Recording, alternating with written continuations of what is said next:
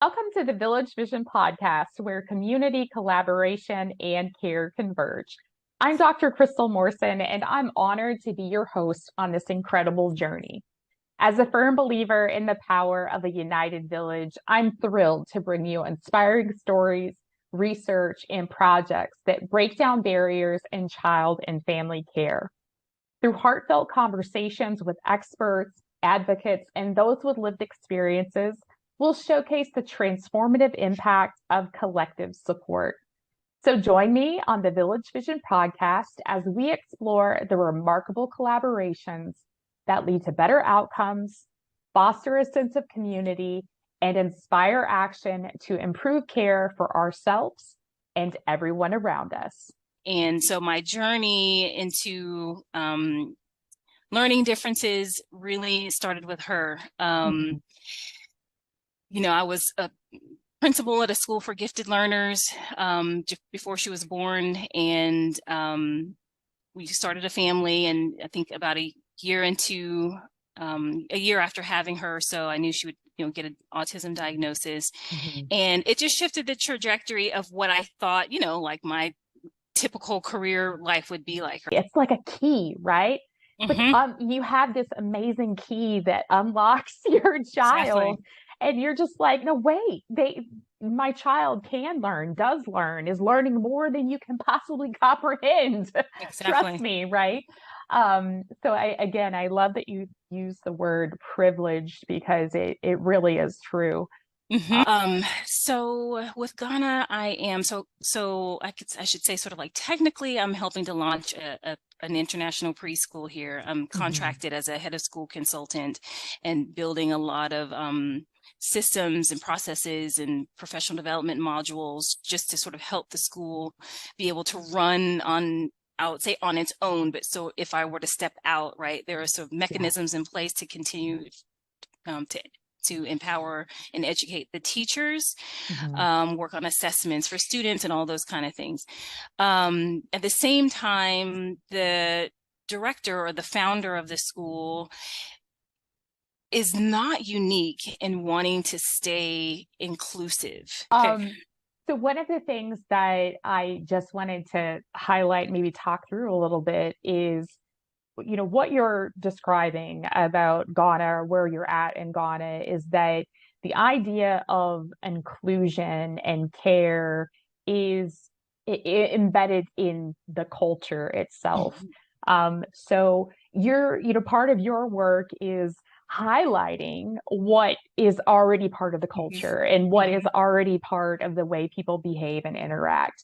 Whereas in Houston, you're trying to educate people, probably in a lot of ways, on how to be more inclusive. So talk a little bit about those differences that are kind of rooted in the culture between how you're working in maybe Houston versus Ghana.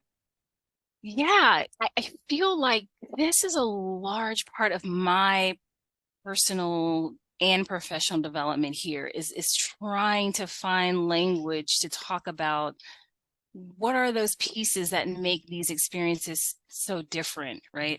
And so when I talk about, let's say, maybe some of the cultural differences,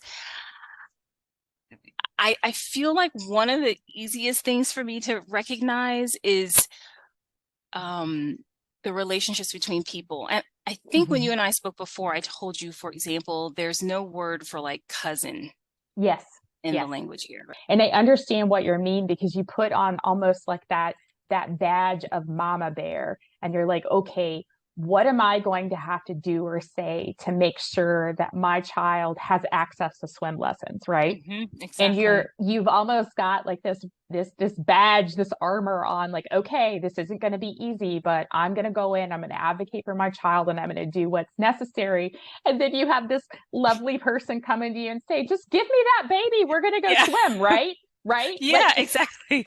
They're like, oh yeah, she can come here, she's fine. It's like, well, you just feel so disarmed, and it's like lost. Yeah. And that really, like, but the main goal, the main goal is just mainstream. Just put them in a mainstream school. Bring in whoever you need to bring in, the nannies, or if you want to hire a facilitator, just bring them on. And I've been able to see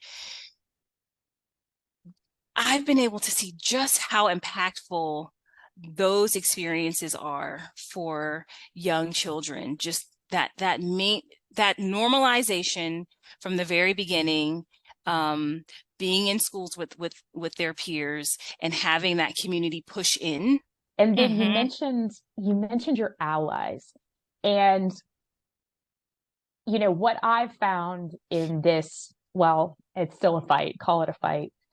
I found that your allies are not necessarily the people you expect to be your allies or hope will be your allies.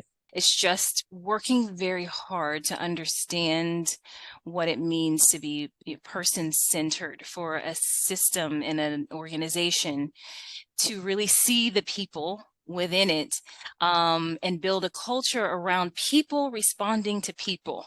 Yeah. Because, most often we have people responding to systems, and systems, they can never take the place of another human being. They are good for efficiency, like you've said, but efficiency does not always equal effectiveness. Well, thank you for joining us on this episode of the Village Vision podcast. I hope you found inspiration and valuable insights from our conversation today. If you've enjoyed today's episode, please subscribe, rate, leave a review, and share. But thank you. Thank you for being a part of the Village Vision podcast on the Word of Mom Radio. Take care, and let's keep shining a light on the power of community, collaboration, and care.